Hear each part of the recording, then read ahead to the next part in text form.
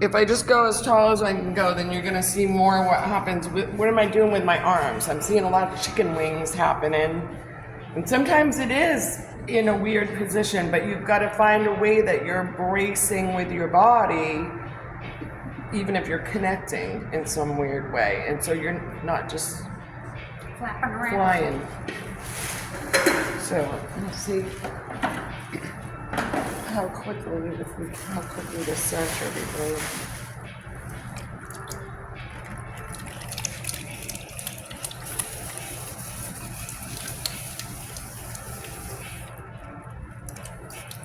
So right from the beginning, even I tend to put my left leg up a little bit higher. So I have my foot on the stool and I'm grounding in here. If I can't ground in my leg, then I'll move up and ground in my hip. But so the right hand is really not moving. And then as soon as I can get my elbow even on the other leg, I am.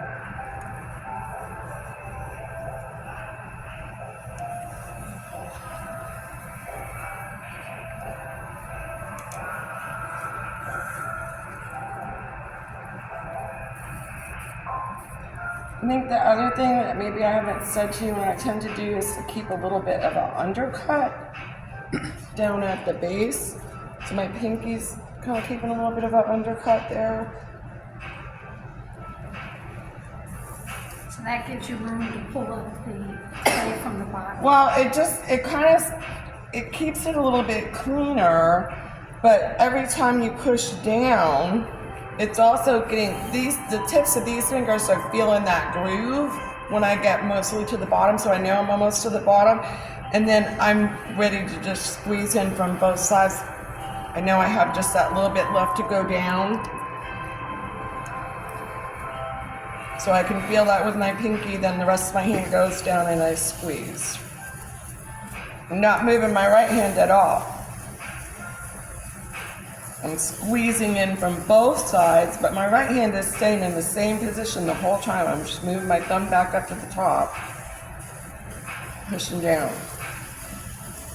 All right, so let's say we're pretty close to center, and I could pull with it longer, but it's really, guys, y'all know what those moves are.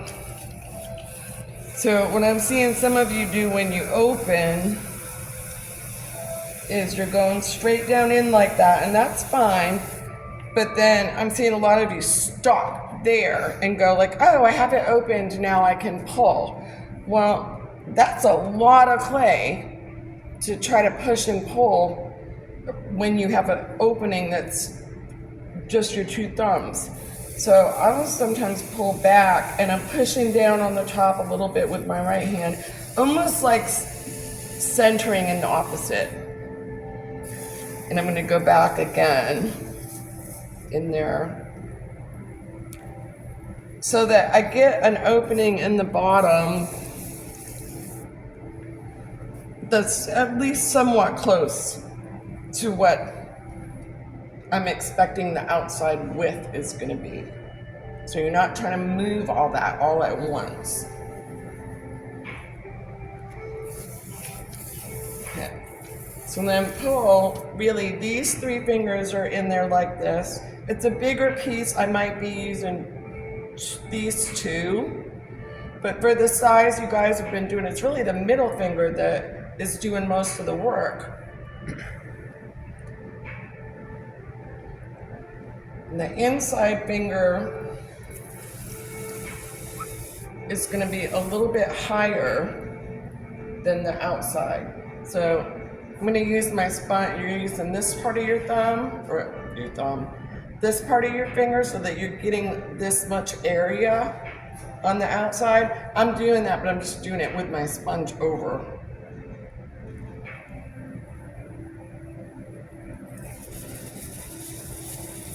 And I'm picking up a lot from the bottom, right at the get-go.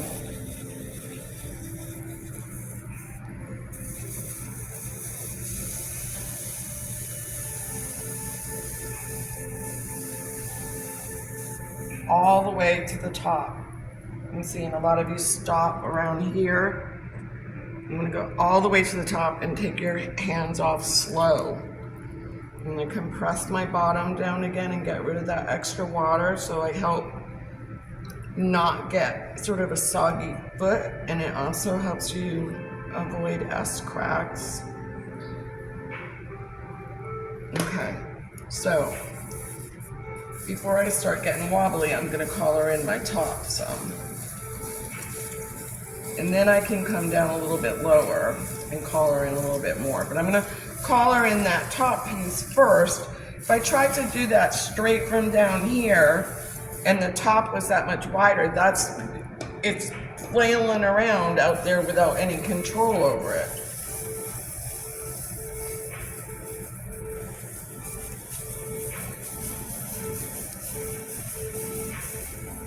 And I'm gonna kind of recenter my top a little bit.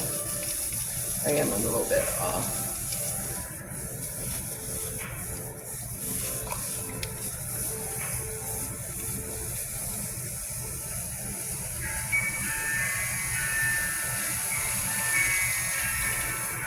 And I'm not being water happy.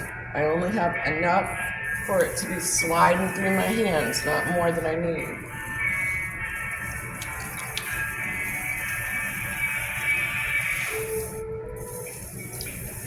All the way from, okay, so let's talk about the chicken wings. My arm is way out here, not connected to anything at all. I'm connected to this leg. And then you really have to start thinking, like, my inside hand and my outside hand are literally not just doing the work, but they're also the only place I have the connection. So if I hold this firm, and it's gonna stay mostly in this position at this angle. You see, when I get about 3/4 of the way up, it's gonna change.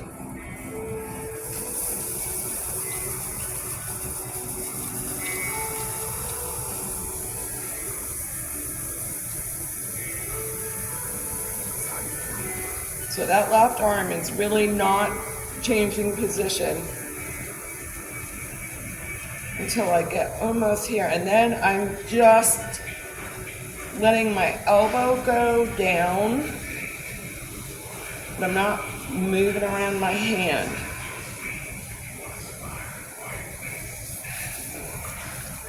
You think almost like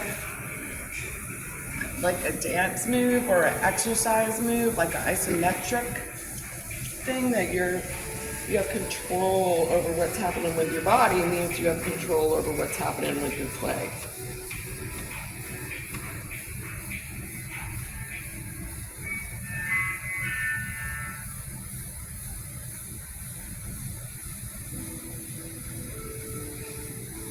I'm also staying within here, within this range. I'm not coming way back here and trying to pull things in front of me. I'm staying like 3, 4 o'clock.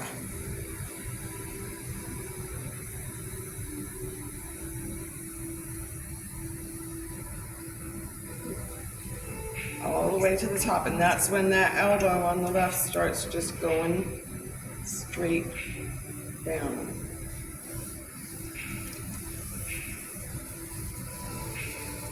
So the stability is when you're able to, you connect both hands.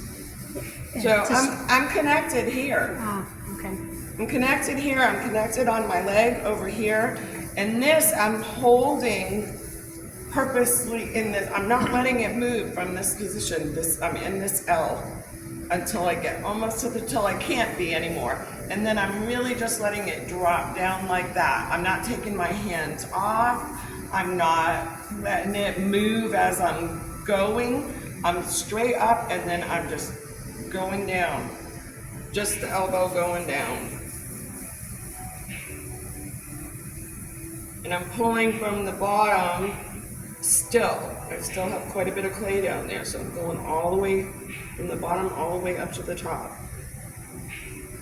Okay, so when I start, I get that I'm starting to get closer to the top, then this elbow is just going like an L. I'm going down right there.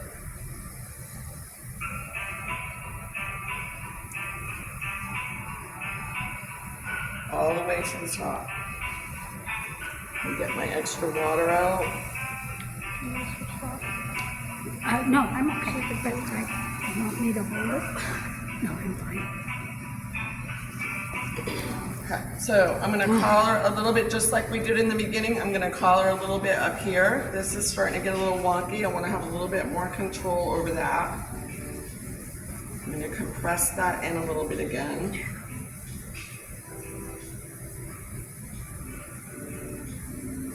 And then I'll come down to collar from here. But not until I have a good grip on control on that top piece.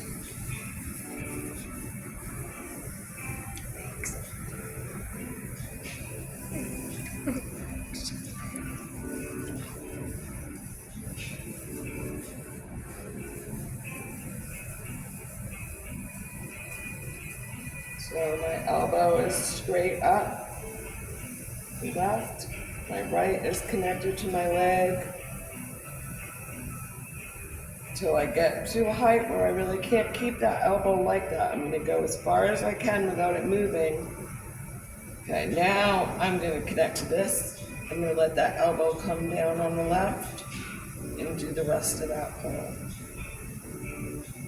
All the way to the top still.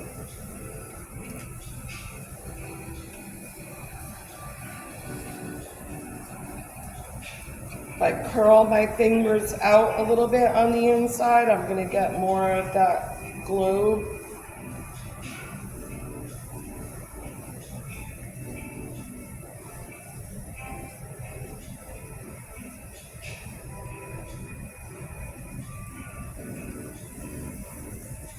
All the way to the top.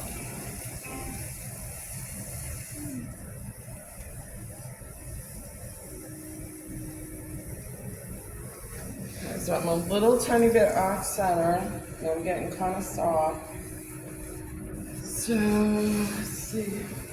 I need wire. I'm going to do a rib.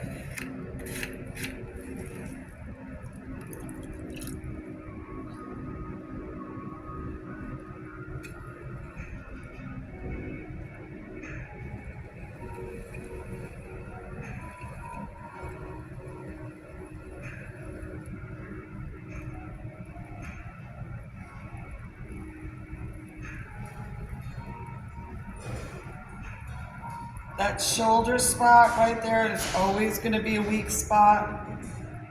It's almost impossible not to be a little bit thinner there. Just going to go all the way up.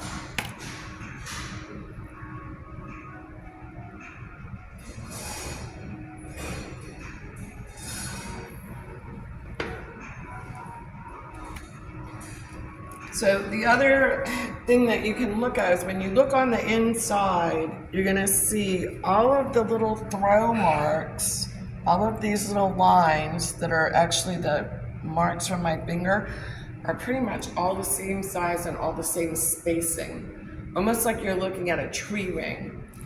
And it's because the pressure and the speed have been even. So when you have all your little lines like that nice and even, those were good, nice pulls. When you have a big gap, you didn't have pressure on there, or it wasn't an even amount of pressure. So you kind of get little clues from your pucks telling you things. You know? So if we take a wire from right there, don't do it with the ones that you think are your favorites, but the other way to get a good look at what's going on